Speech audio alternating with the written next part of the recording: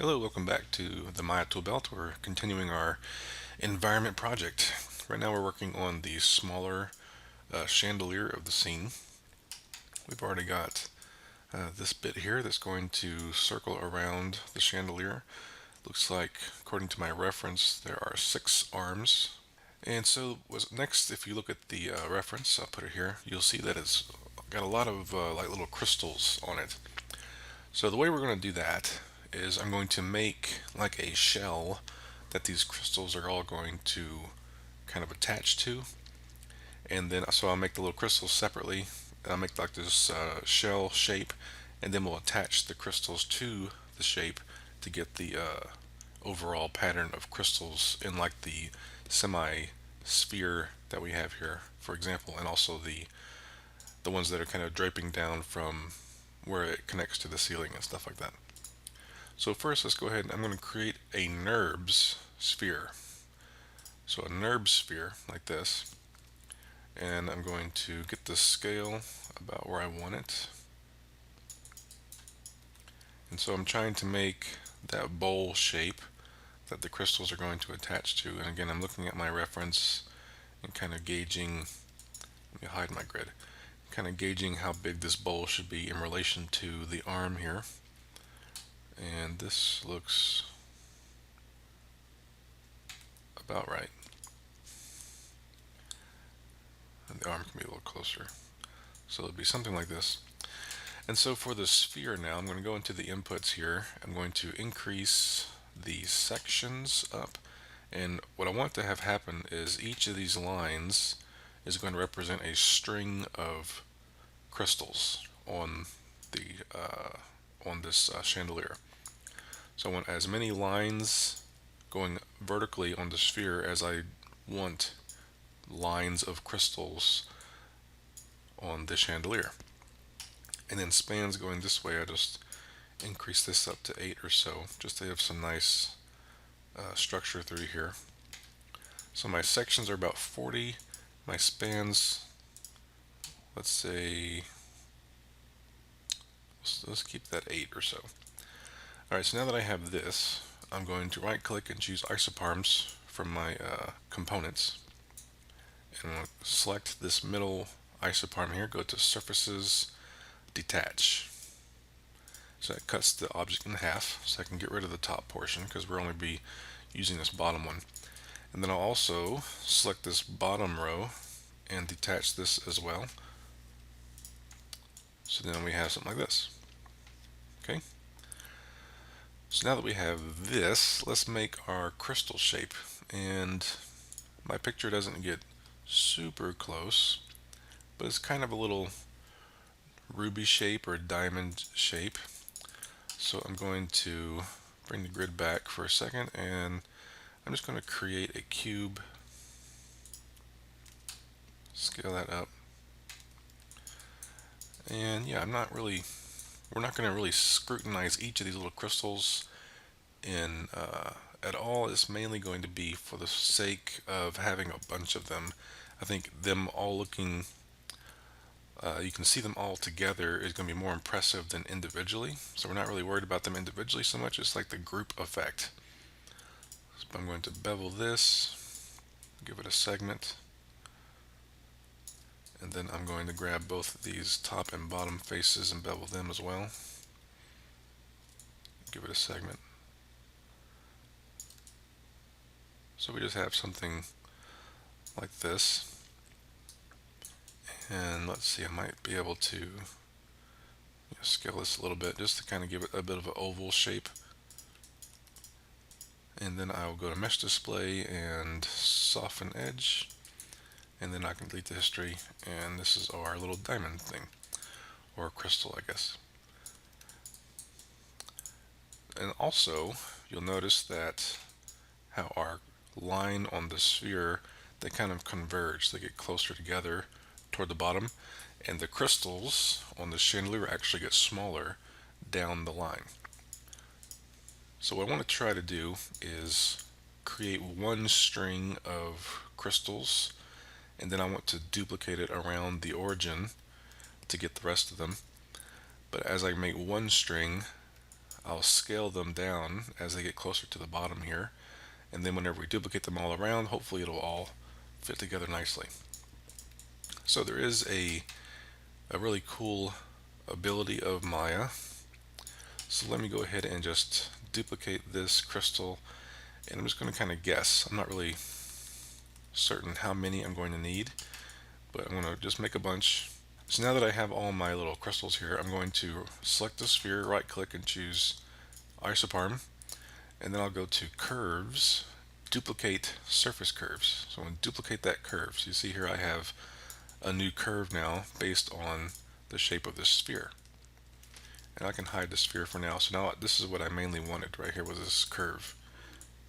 So I'm going to select all of these objects, shift select the curve now, and go to modify, snap align objects, position along curve. So you can see how it positions them all along the curve like this. So now I want to select each of them, and let's just kind of rotate them in place just to kind of see what I need to do. So it looks like I might have too many. Let's undo, and so again I'm just kind of guesstimating how many I needed. Let's take away, let's just select all but 2 and see how that looks. So I'm selecting the objects first, shift selecting the curve, modify, snap align, position along curve, and then I'm selecting all of the objects, deselecting the curve and rotating them. Okay, so I think that's closer actually. So I'm just going to go to each one and kind of rotate it to be along the curve. Let's go into side view.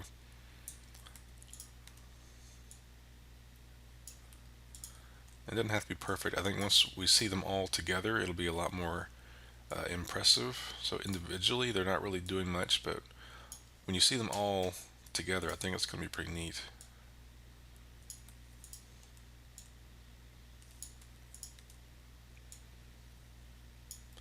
And we are going to need to scale the ones toward the bottom so that they aren't intersecting each other. And I think they're all kind of too squarish right now, so I'm going to select them all, deselect the curve, there we go, and kind of make them a little scaled in this way. And then, let's see. Let's just see what this looks like first. Let's select all of these guys. I'm going to deselect the curve. I only want the objects right now. And Control G to group. And then position my pivot point at the origin here. Control D to duplicate. And I'm just going to rotate it over. So you can see how these look fine, but then as they get towards the bottom, they start intersecting. So let's undo all that. And these down here need to be smaller. So I want them to kind of scale gradually toward the bottom. The first few rows can all be kind of the same, but down here we can start to scale these in, and we might need to add more crystals because of that actually, because they kind of get further away from each other because we're scaling them down so much.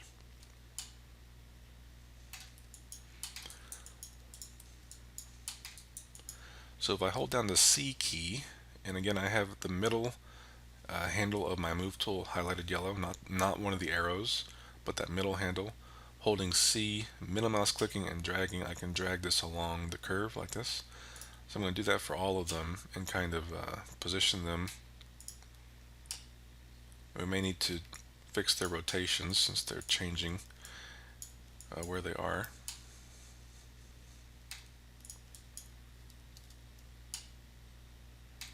So I'm going to duplicate this one now and put one closer down here. So it looks like we only really needed to add one, so that's pretty good. Let's fix the rotation now so it's more along with their new position on the curve. And let's see if that scale helped. I'm going to deselect curves, which will help me, so I can just do like this and grab all the objects and not select the curve. Control G to group, and actually I'm going to go to edit, group options, and I want the group pivot to be at the origin this time. Hit group, so now the pivots over here are already without me having to change it.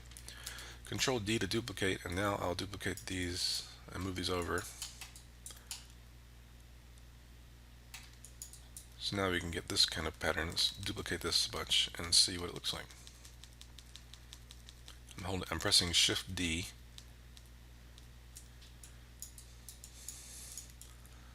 So we have something like this. And that's pretty good. I mean, I have to undo because I didn't pay attention to how many degrees I rotated these. Alright, so rotate these, and we want to go like, let's say -7, no, -8.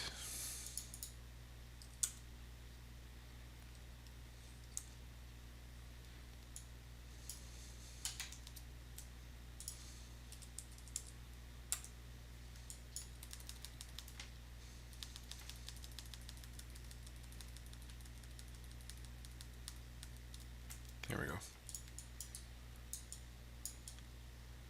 Yeah, so we made our sphere, duplicated a curve off of it, and then we used the modify snap align position along curve option here, and then we just kind of fiddled with one of them until we got what we wanted for all of them. Okay, I think that worked out pretty well. And once we have a kind of crystal shader on these things, a crystal material, it'll look pretty cool, I think, especially when it's all lit. So here's our arm. So in relation to what we have here, this needs to be slightly higher because we're going to have like a ring around this, because these are all being strung up on a string of some kind, or a wire more than likely in real life. And so there's like a crown, a circular crown above all this stuff, then like a wire going down through here that all these crystals are strung up on, and another circular pattern down here. Okay, so it doesn't match the reference exactly, I've noticed, but that's okay. I think it's close enough for what we need. So we can delete these. Actually, I'm going to need those for later, so I'm bring that back. I can delete one of them though. Okay, let's go to create polygon pipe.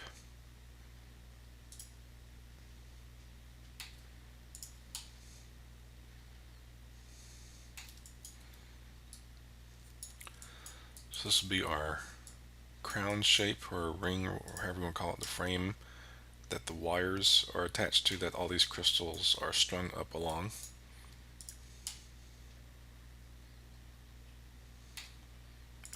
Increase our axis subdivisions up to like 40 or so, get a nice, much rounder shape.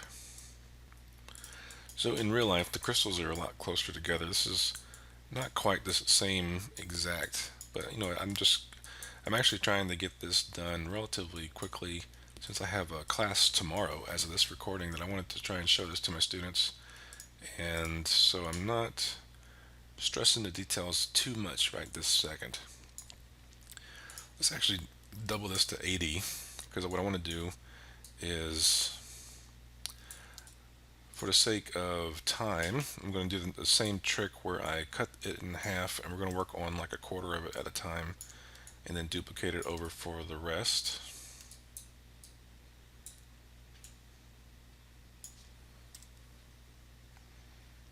And probably cut it in half again.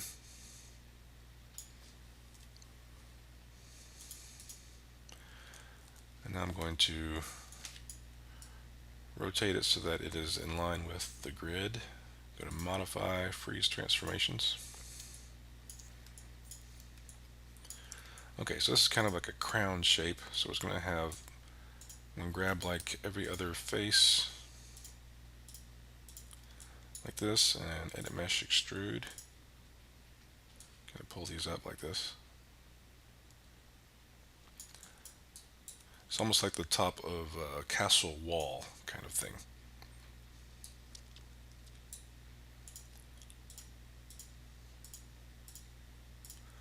Grab all these edges along the parapet, or whatever it's called. Edit mesh, bevel, and then we can grab these edges as I want to bevel them as well.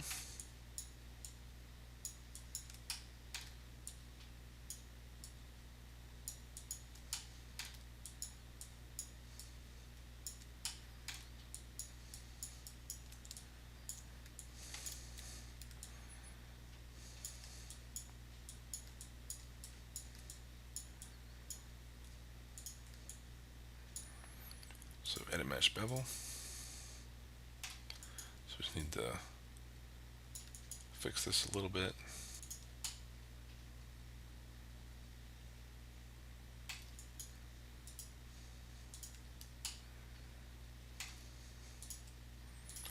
This is why I want to work on a portion of it at a time, because doing this for the entire ring is a little too much. I'm actually going to, well, let's fix this first.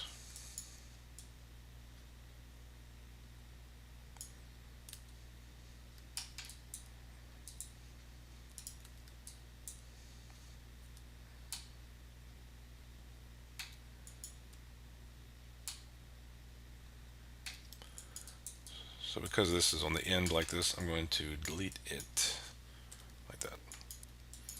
Okay, duplicate.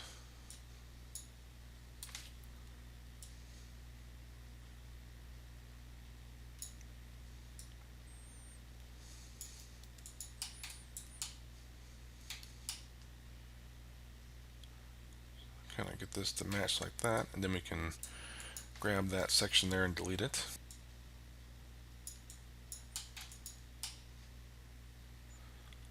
Get it approximately about right there, and then we can go around the bend for the rest of it. We need to grab these faces and delete them as well, and then we just put them all together and connect all the gaps. So mesh combine.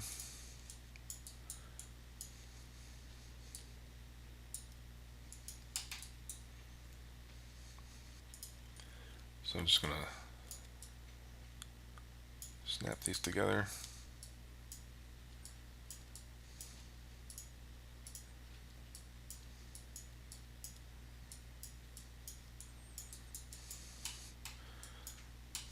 Go around and do that for all of them.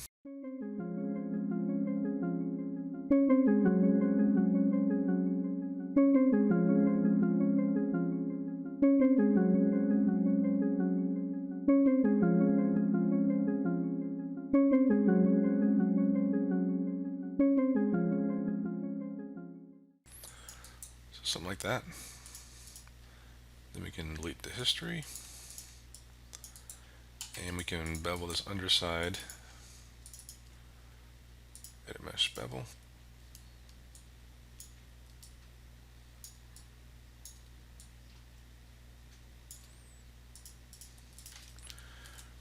Bring back our crystals. Go to mesh display, soften edge. So now we have this.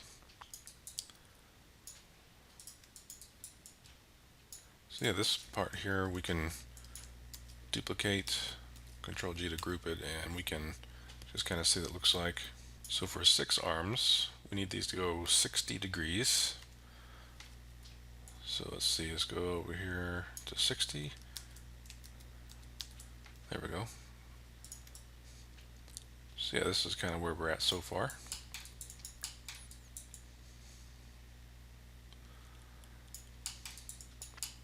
So yeah, we're going to stop here for now. Hope you're enjoying the series. We're making some progress on our second little chandelier here. Next we'll probably be working on the underside down here where they have like the looks like a kind of a wind chime look to what's down here, and then also the crystals that are going up to the supports that go to the ceiling. So yeah, making progress. Hope you're enjoying the series. Again, if you have any questions or comments, please let me know, and I'll talk to you later.